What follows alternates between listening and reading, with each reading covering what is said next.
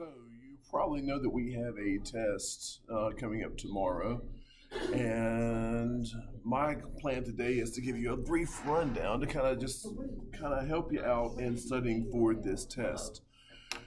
And when we do that, we'll go through some of the most obvious things that you probably need to study for to prep yourself up. So some things you'll see on the test is I'm actually looking at it right now. Just make sure that I'm not going to lie to you. Is you're going to see a lot about immigration on the test. You're going to see a lot about the muckrakers. You're going to see about the problems that the immigrants will face while they immigrate here. You'll see about homesteaders. You'll see about, again, immigration. You'll see about populism. As I said, muckrakers will be there. You'll see a couple of graphs. You'll see some cartoons. You'll see things about labor. And anyway, going from the top down, of course, it'll be shuffled. So, one thing to make sure that we are aware of, and this, again, listen closely because as I tell you some of the things, I'll slow down when you probably need to pay attention. For example, here's something. Traditionally, immigrants had come to America for economic opportunity and religious freedom. Prior to 1870, immigration tended to be from Irish and German and maybe some other English. But after 1870, they tended to be from Eastern Europe, East Asia, West Asia, and history calls them new immigrants because they're very much different in a lot of respects than the old immigrants from Ireland and Germany, who at least for the people that lived in America, they did use the actual same alphabet we did, and some of the same religious practices, social beliefs, and so forth. But Eastern Europe and East Asia, not so much. So traditionally, they came for economic opportunity, religious freedom. But now, after 1870, they're really just coming mainly for economic opportunity. And most new immigrants lived in cities to be close to those jobs. No one's going to immigrate down into North Carolina. No jobs there. That's why the immigration happened in the cities.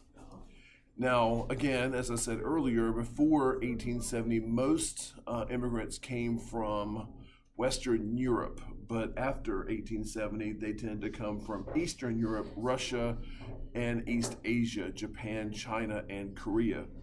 That's why they were called the new immigrants. So before 1870, they were from Western Europe. Now, when they come here, they're coming to America. I mean, in the thousands per day, and an influx of immigration. That many people, that quickly, they've all got to have places to live. They've all got to have places to work. And that's going to put a strain on the infrastructure, the buildings, and so forth of a city. And it doesn't help that the people that are hiring them for those jobs are really, really cheap. So immigrants tend to come to parts of the city where you'll have a lot of crime because you really can't keep up with the immigration.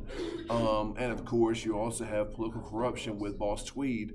But they tended to have to live in places called tenements. And tenements had very few windows and very poor sanitation conditions. And that was one of the dangers of living in a tenement that most people did not have to face. Now, it went that way for quite a while. You may have 5, 6, 10 people living in a little hole in a wall. Quite literally, which is one of the pictures that we have on the test. But most people don't really know about it. There are a few people that try to educate the public about the really poor living conditions that the immigrants faced. One of those guys being Jacob Riis, who goes and takes pictures of some of the stuff that is happening in the tenements in the inner cities faced by immigrants. Jacob Riis he tries to photograph so that people can actually see what it's like. And he publishes those photographs in a book called How the Other Half Lives. Now, you'll have other people like Lincoln Steffens who's going to write a book called The Shame of the Cities, again, all about this. And people like Lincoln Steffens and Jacob Riis are going to be considered by some, and especially presidents, they're going to be called muckrakers, because some people that don't want to deal with the backlash that'll probably come whenever the public hears about what's happening, they're going to be very disparaging about the work these guys do. And so, like, Theodore Roosevelt's going to say that all they do, all these journalists do, is just try to rake through muck and mud to try to find something on somebody. So, like, can't your talents be used in other ways? And so Jacob Riis, Lincoln Steffens, they try to highlight the problems of the immigrants living in the cities, and Mr. Roosevelt and other politicians may call them muckrakers. Moving on. So that's in the cities. Now, in the western part, in the more rural areas, you had people that had taken advantage of the Homestead Act, which was passed in 1863, to develop their own homes in the Midwest. And the problem with the Midwest is that you don't have a whole lot of trees, so they tended to try to build their houses out of whatever they had. And homesteaders in the plains usually built their homes out of sod, and the sod is like a dirt. And you may ask, like, well, what did they warm their fires with? Like, what did they cook with if there are no trees? You can't burn wood. There is no wood. They would go out and try to find stacks of dried buffalo poo and burn it just so they can cook. So homesteaders on the plains usually built homes of sod. And when we look at all the immigration that's taking place in the cities, we know they're getting jobs in factories, but some other people are getting jobs in the West, particularly those that are coming in from the West, which means they're coming into California through places like Angel Island. And those immigrants coming into the West Coast are coming from China in particular. And they are going to work typically in mines and also on railroads. So some people, when you have that much immigration, you're going to have some people that are just those people that have this idea that it was fine for my grandparents to immigrate, but you keep out of my country. It was that happened back then too. And it got so bad that Congress even got involved and passed something called the Chinese Exclusion Act of 1882, which completely prohibited Chinese people from entering the country. No, you cannot get off the boat and come here to America, get back on and go back. That had never happened before in U.S. history. In fact, before 1882, there was no legal or illegal immigration. There was just immigration. And the only thing that you needed to become a legal immigrant was just don't die. And the Chinese Exclusion Act is the first time we see a law passed to try to stop immigration. So, moving on to the next thing. Before the 16th Amendment to U.S. Constitution, which brought about a federal income tax, the main way that the United States would get money into the federal treasury was through things called tariffs. And tariffs, if you do remember or don't remember, are taxes on imports. And some people see tariffs as a continuous conversation throughout the 18 and 1900s, but you hear less of it because now we have the income tax that we get money from now. But tariffs were argued about for the longest time. Some people say that tariffs are really, really bad, which I can see that argument, because they just make foreign-made goods more expensive. And this is absolutely true. Could you imagine having to pay $3.20 a gas, and then the U.S. government passes a tariff on that gas if it's coming from Saudi Arabia, which would put that gas at $4.20 a gallon? That would discourage you from buying gas. So that's something that a tariff could do. However, it also, and in the 1880s, late 1880s, the Republican Party of the 1880s said that high tariffs are actually really good, not bad, because if we make, say, Saudi Arabian oil too expensive, then that might force Americans to want to buy American gas. And would they argue that high tariffs would allow American industries to grow? So, Republicans actually thought in the late 1800s that tariffs are actually kind of good. So, next up, to what group of people did populism primarily appeal? Populism was a movement of farmers in the West that had their particular concerns and the fact they felt they were being ignored by the Republican and the Democratic Party. And so the populist movement was a third political party that was primarily appealing to farmers and rural Americans. Jumping back to the muckrakers that Mr. Roosevelt called these journalists. I told you that Lincoln Steffens was a muckraker. We also see that I'll mention some of the muckrakers, one of those being Lincoln Steffens and another one being Jacob Riis, who took pictures of the tenements.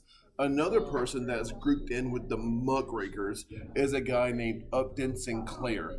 And Upton Sinclair writes a book called The Jungle. And what this book is about is so many people coming to America, so many people needing food, and you have so many bonanza farms in the Midwest producing, like, turning cows into, steaks and hamburger, that you can't really keep up with all of it, all the food, because, you may have thousands of pounds of meat one day and like zero come in the next.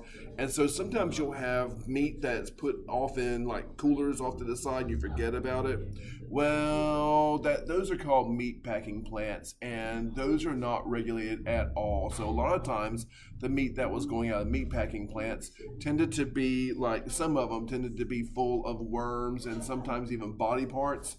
It was bad, and sometimes metal shavings and rodent poo, bad. And so, yeah, you're eating that, but what choice do you have? You're an immigrant with no food. And so the book, The Jungle, exposed problems with the meat packing industry. And it just so happens that President Theodore Roosevelt read this book and said, oh my gosh, is that really happening? Found out that it was, and asked Congress to pass something called the Meat Inspection Act as a result of the book, and also the Pure Food and Drug Act. So, The Jungle exposed problems with the meat packing industry.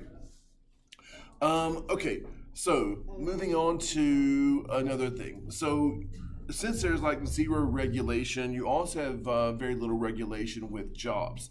If you remember going way back with Andrew Jackson, he believed in something called the spoils system. Basically, it doesn't matter if you can read and write. Here, you're my supporter, so I'm going to give you a really good government job, even whether you're qualified for it or not.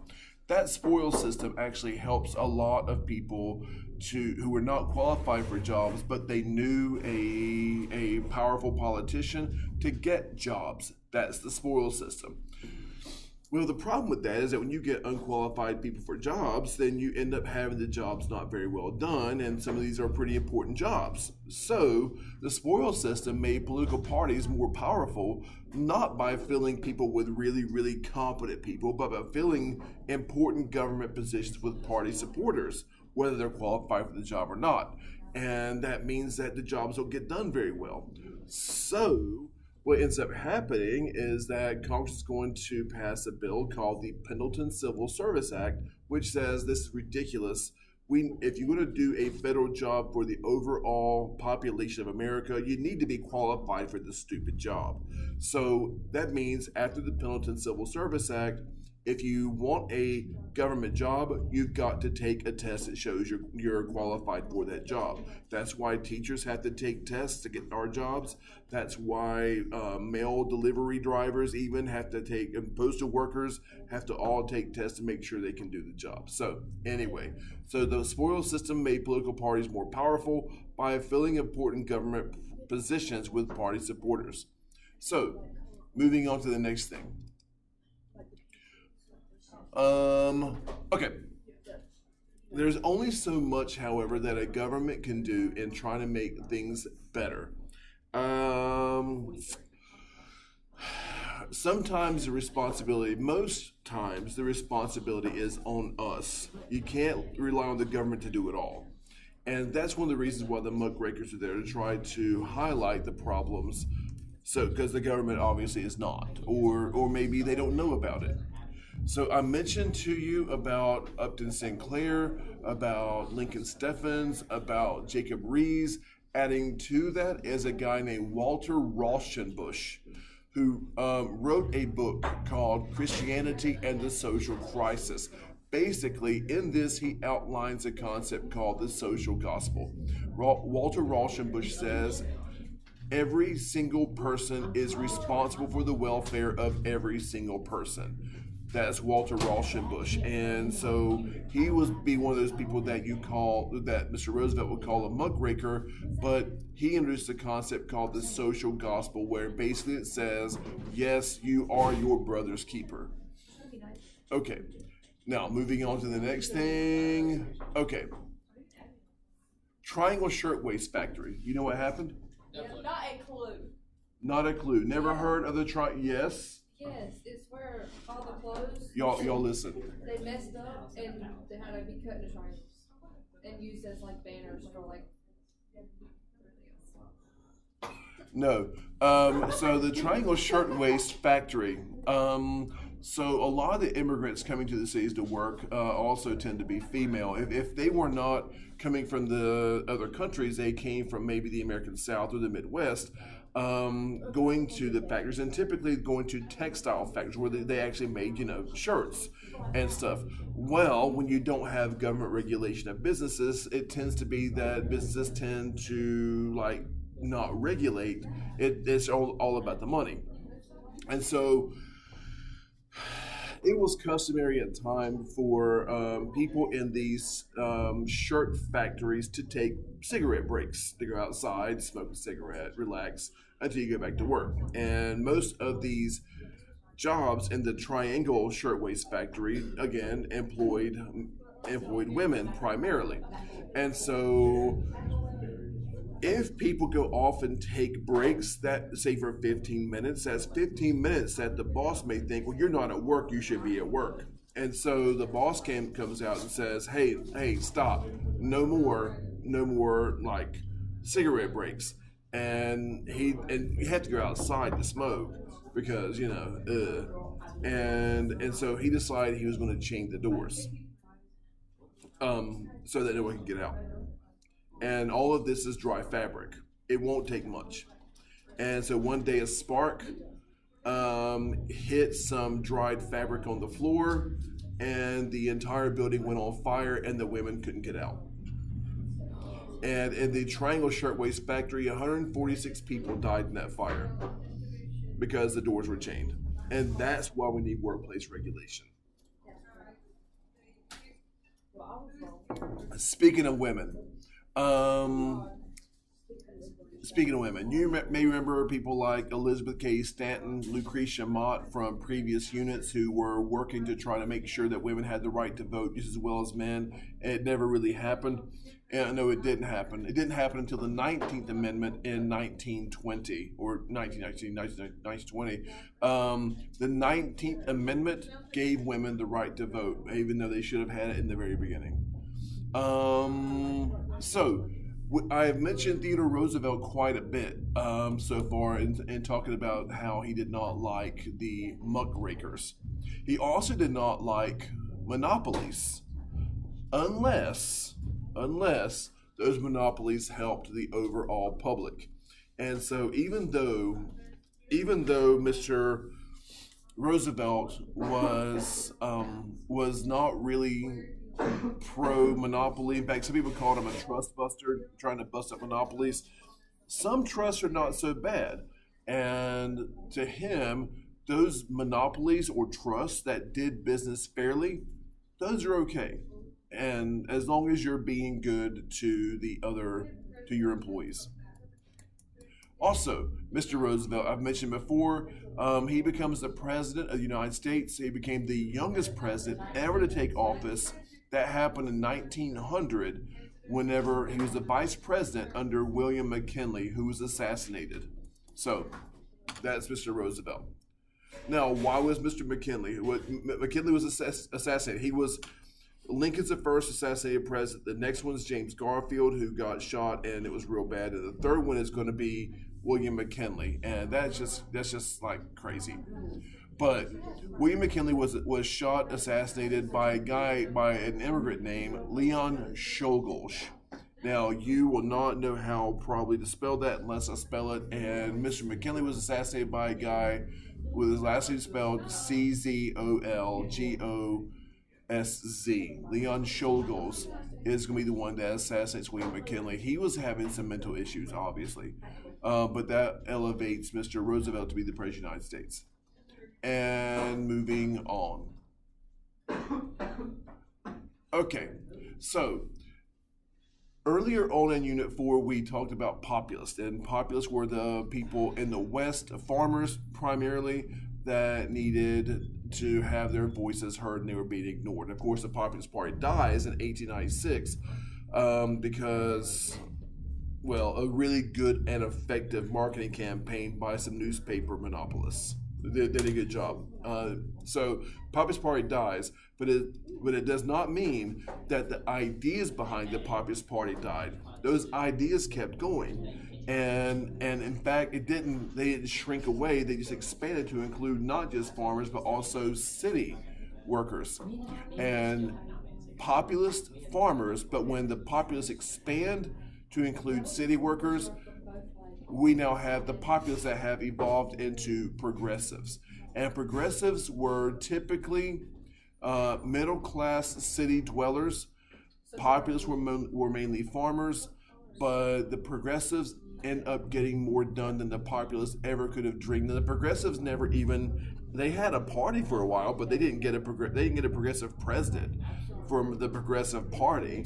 But they were big enough to make the Democrats and Republicans change their tune and be more responsive to the overall population. Okay, so going back again to Theodore Roosevelt. Theodore Roosevelt, he's an interesting guy, and I like him and I hate him at the same time. But Mr. Roosevelt, Theodore Roosevelt, who, by the way, is a cousin of a later president named Franklin Roosevelt, but Theodore Roosevelt considered himself to be a progressive president. Now, his party was Republican, but he acted in the interests of farmers and city laborers and middle-class city workers. So Mr. Roosevelt said that if we're going to really make real change, we've got to listen to the workers. We've got to listen to the farmers. Everybody needs to have a fair shot. And he came up with a plan called the Square Deal to try to deal with domestic issues like unemployment, like low pay, and also to deal with racial discrimination in the American South and Midwest. Okay, now part of that Square Deal, there's a whole bunch of different parts to it, but one of those is called the Hepburn Act of 1906. And he says that we've got to not just try to give all Americans an even shot, but the only way we can do that is to take away the unequal ability of the big corporations to get more. So he's going to ask Congress to pass a law called the Hepburn Act to regulate some of the biggest monopolies at the time, the railroads. Because it's not fair for a railroad owner to be able to ship his crops on his railroad cheaper than, say, a poor farmer who was there before he was, who doesn't have access to the market. So the Hepburn Act was Roosevelt's plan to regulate the railroads. Also, Mr. Roosevelt, there was a strike, a miners' strike in Pennsylvania in 1902. Mr. Roosevelt, the workers all went on strike looking for better labor, better working conditions, better pay, and this strike went on for quite a while. And unlike previous presidents probably would have done, Mr. Roosevelt actually sided with the coal miners to put pressure on the coal mine companies to, to treat them better. Mr. McKinley, his predecessor, would have supported the companies. Mr. Roosevelt supported the miners. Okay, going along with the Mr. Roosevelt square deal and progressivism.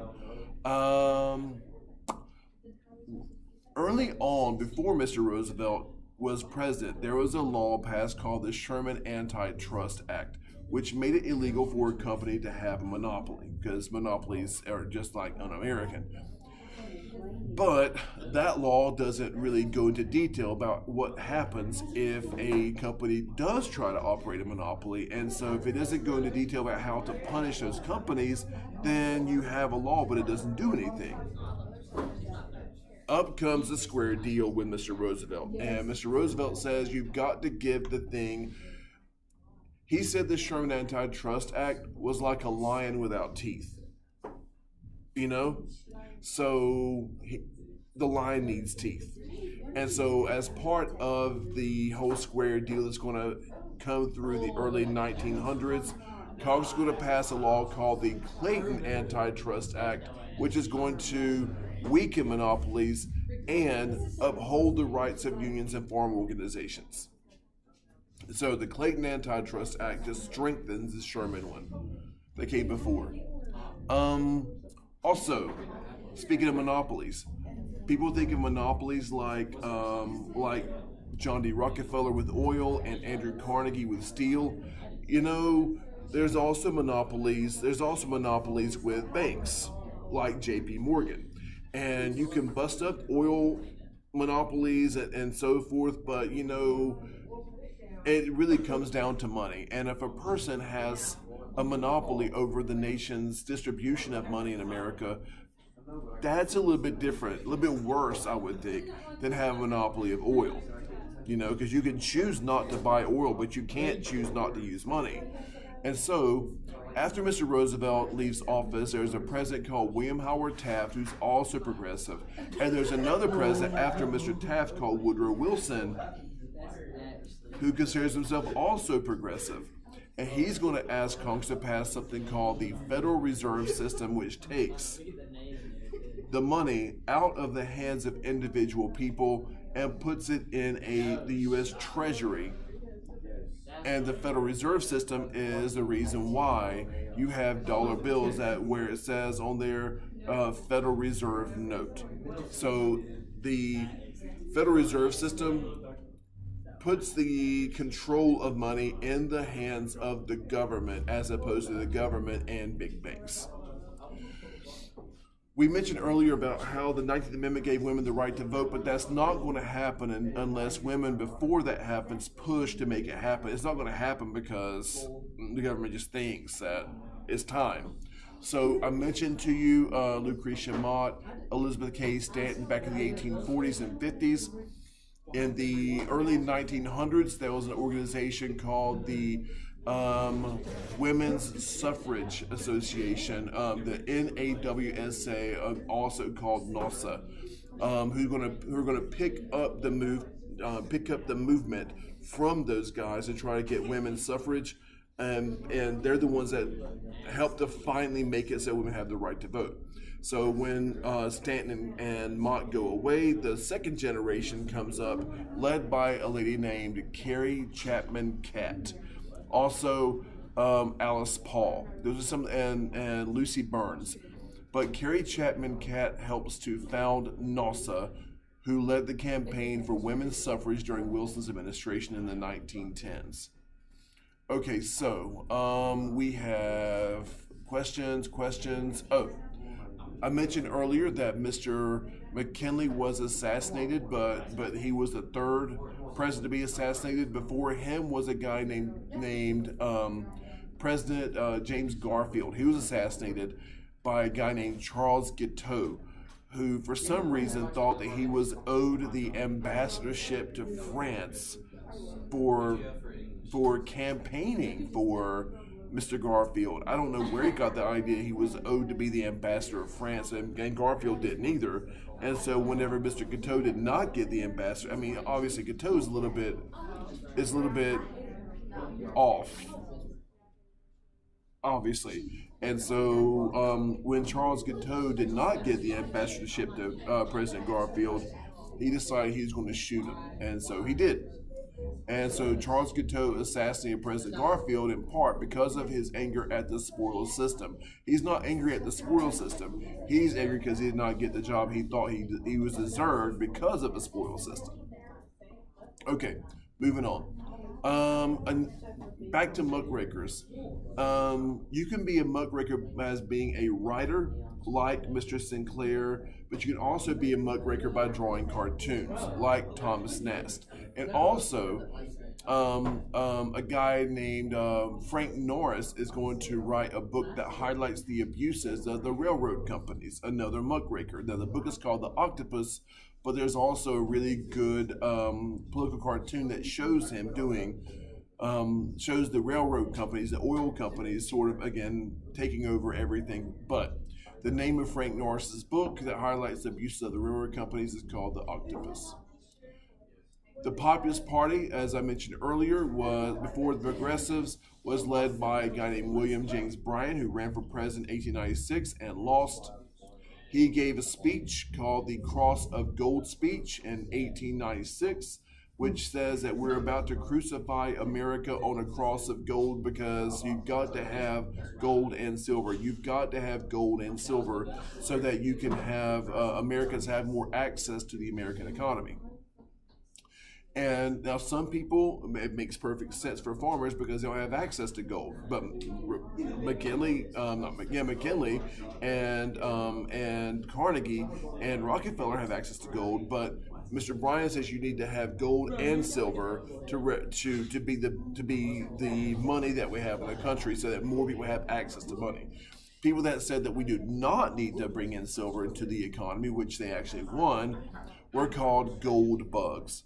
And gold bugs are people that supported the gold standard, said we do not need silver, do not need a Federal Reserve. Gold bugs are people that supported the gold standard, and they tended to be bankers or industrialists because they're the ones that have the access to gold.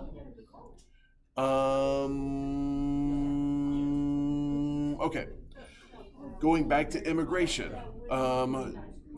There were two main immigration processing stations through the 1920s. As I mentioned to you, for the new immigrants coming from Eastern Europe, Russia, Western Asia, like Turkey, Ottoman Empire, those guys came into New York City through the main immigration processing station called Ellis Island. On the West Coast, immigrants coming from China, from Japan, Korea, Vietnam, Cambodia, Laos, Thailand, they came in through the West Coast into San Francisco Harbor, and they were processed at a place called Angel Island. Now, you can't work hours and hours and hours a day without having some kind of entertainment, because, I mean, that leads to crime and just sheer exhaustion. Affordable entertainment. Immigrants, they don't have much money, so the entertainment's got to be kind of cheap. And so whenever there is an opportunity to make money, a person will show up with that ability to make money. So as the immigrants coming in needing some cheap entertainment, some people are going to provide them with the very thing they're seeking. And a really cheap variety show sort of entertainment where you can see singing and dancing and joke telling, well, it has a name to it. And a type of entertainment popular in the early 20th century featuring a mixture of specialty acts such as burlesque, comedy, and song and dance is called vaudeville. Very popular because it was cheap entertainment. Oh, so Carnegie, Rockefeller, Morgan, going back to those guys, while the immigrants are poor, they were stupid rich. And what do you do with all that money? Now, Mr. Rockefeller thought, well, it's my company, it's my money. And so I'm just going to keep it. And Carnegie thought the same way for a while as well. And now some people are going to think they need to, give their employees more pay. That's Henry Ford in the early 1900s. But if they try to use their wealth and power to make things better for the overall country, some people will call them captains of industry, like the Rockefeller Carnegie guys. But if they take their money and they just don't share it all, then some people say that they're just robbing the poor to feed themselves, which I can see that as well. And a negative term used to describe American businessmen that got very rich during the Gilded Age, one term is robber barons. The same people can be called robber barons or captains of industry, depending on your point of view. Morgan, J.P. Morgan, is considered to be a robber baron or captain of industry. John D. Rockefeller, same. Andrew Carnegie, same. One that's not is a guy named Joseph Kepler. And I will leave that alone. Who became, So, I mentioned to you earlier that you could be a muckraker not just by writing books, but also by drawing cartoons. I mentioned to you Frank Norris. I want to mention to you next Thomas Nast. Thomas Nast, cartoonist in the late 19th century, which is the 1800s. He didn't write books, he drew cartoons. And for people that are not that literate, much more effective. And y'all, that pretty much is going to do it. And wish you luck on your test. Be good.